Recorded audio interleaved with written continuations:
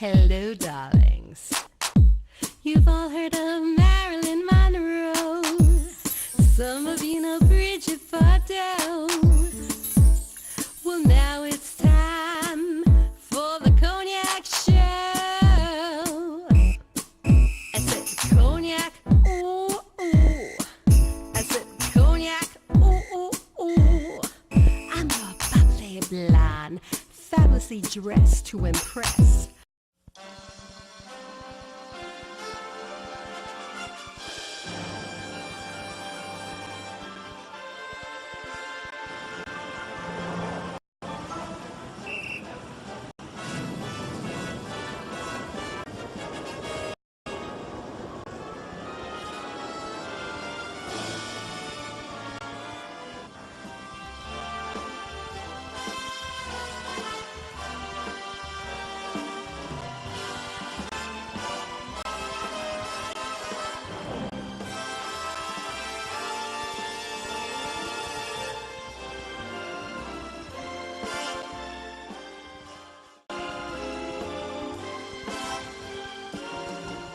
Hello, darlings. Welcome back. I'm Cognac Wellerlane, and we are here at the World Bar, located at 845 United Nations Plaza.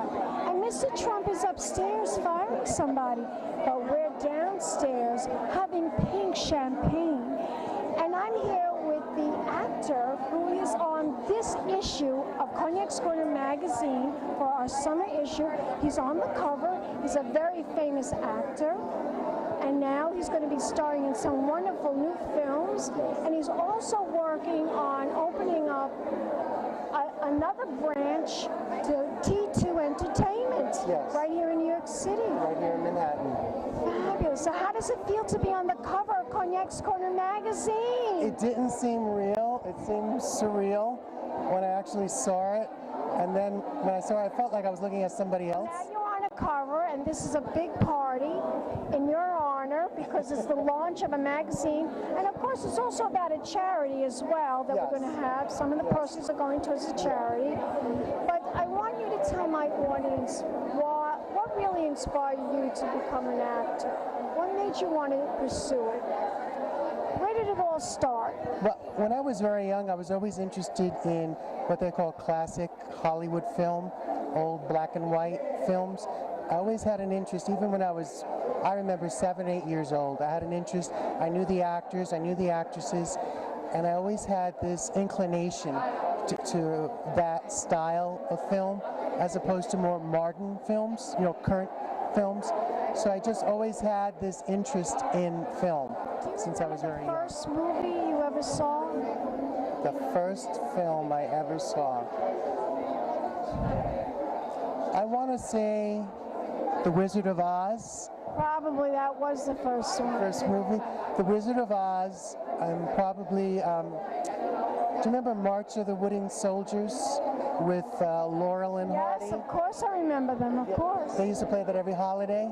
I remember that, and then I remember The Honeymooners. The Honeymooners! I love it! So, out of all that, you decided this is it. This is what I want to do. I want to pursue a career in a show business career. Well, my mother always wanted me to become a lawyer or a doctor or something like that. And I told her, I didn't choose it, it chose me. One significant movie that you loved as a kid the most, that you just kept playing over and over and over again? Every time it was on TV, you wanted to watch it? There's a film called Who's Afraid of Virginia Woolf? Oh yeah, with Elizabeth Taylor and Richard Burton. Now that one, it may seem like an odd favorite, but it was black and white. It was based on a famous stage play. Yes, of course. And the acting in it was, she won an Academy Award. Oh, yeah, I know, of course I know. And she's absolutely good, she was the most... Even though she was very heavy in that movie. She still is beautiful. Well, she gained 25 pounds. Purposely. For that film. When Hollywood was making that film, they said, you're too beautiful to play this role.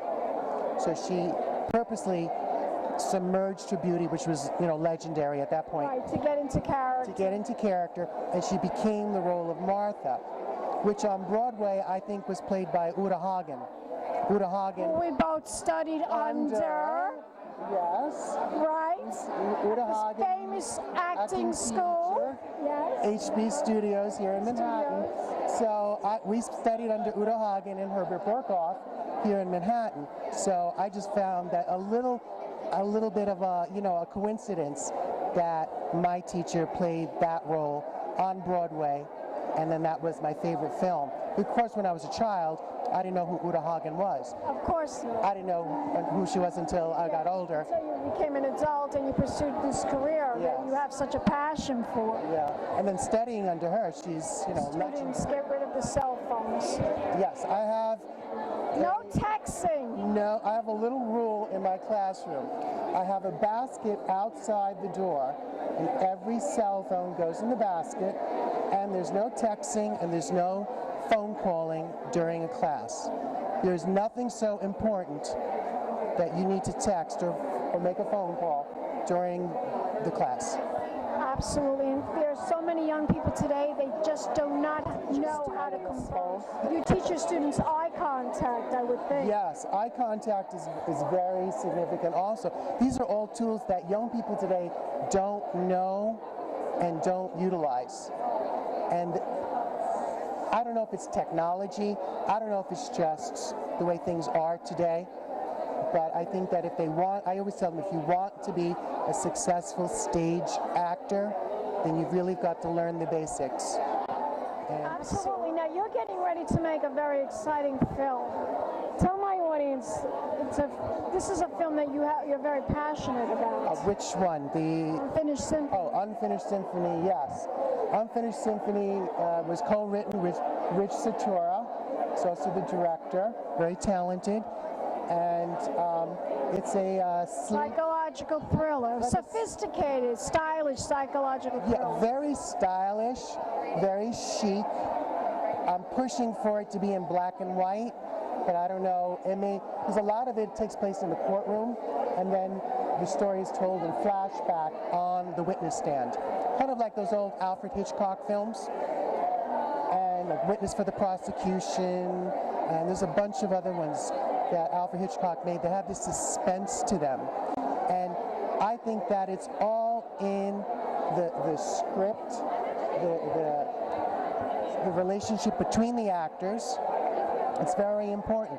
There's got to be some sort of relationship between the chemistry between the actors. And Unfinished Symphony, I think, it's getting a great buzz. It's, as you said, like a sleek, psychological, very sexy. Very sexy, guys. Very sexy. This guy's going to be very sexy in the movie.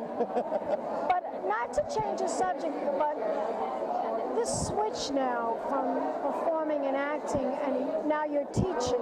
Yes. Do you like the transition of being a teacher as well as an actor? When they first asked me, I didn't know if I had taught before when I was younger. I taught Sunday school. And then I had coached unofficially a few times. Then I was asked to give a lecture, and then it went over so well that Faith Dickey from T2 Entertainment asked me to begin teaching. And I find that it's helped me as an actor watch other people's work and then critique it, and then it helps me. That's what I get from it. Fascinating. You are fascinating. I have to tell you, you are really fascinating. Oh, thank you. I'm just me. I want you to tell my audience, now with the school in effect and the acting school and the talent agency, you're launching right here in New York City, yes. T2 Entertainment. T2 Entertainment. Tell my audience a little bit more about that. Well, T2 Entertainment is a talent management company. We're based now in Montclair, New Jersey, and also in Raleigh, North Carolina. We'll also be opening an office here in Manhattan. And we represent young and upcoming talented actors, singers, and dancers. You met some of them, the Danielle and Nicole. Gorgeous girls, absolutely stunning girls. And they're the two leads in my last film, American 79. And those are just two. They went to the first session of the Film Academy, and they went from that directly into lead roles in American 79, Fantastic. which is an accomplishment. And tell my audience where we could go to find out more information about T2 Entertainment. Well, we have a new website that was just recently launched. That's www.t2-entertainment.com. And that's all self-explanatory.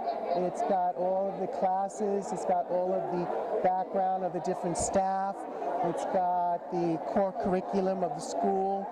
We have a blog about different events and the different bookings that our students have booked, worked on. And then my own personal website is www.billylandis.com, and that has my trailers and various projects that I'm working on and different things that I'm involved in. And of course, you're going to put the magazine cover on there. And the magazine cover, and thank you so And you're so proud of that. I couldn't believe it. And with that, we're going to toast, right? Yeah. We're going to toast. Absolutely. Where's your pink champagne? Well, no champagne for me, I drink water. All right, darling. Let's toast. And happy birthday. And we'll be back in a moment, darling. Some more celebrity interviews. Keep watching. Pink champagne kisses. Hello, darlings. You've all heard of Marilyn Monroe. Some of you know Bridget Bardot.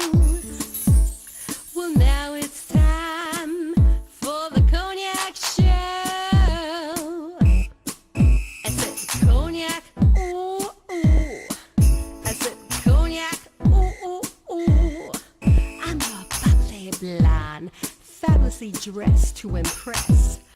One of a kind girl. This has been a Crybaby Productions, darlings.